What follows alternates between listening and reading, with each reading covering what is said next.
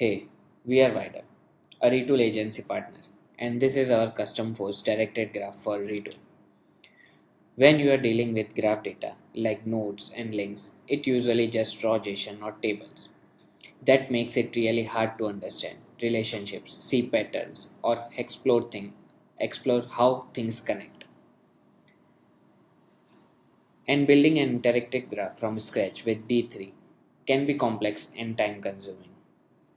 This component solves that by turning your data into an interactive network graph instantly.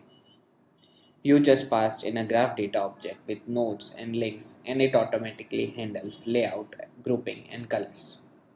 You can zoom, pan, drag nodes, hover for quick info and click on any node to see detailed data in a side panel. I can show you.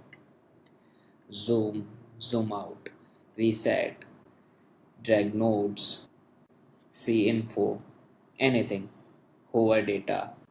It also includes built-in themes, customization with settings saved automatically, like this: Arctic, Midnight, Rose Gold, Slate Pro, Customs, and you can just reset it. You just pass your data into in this input data. I will show you a structure, nodes, nested objects, like this.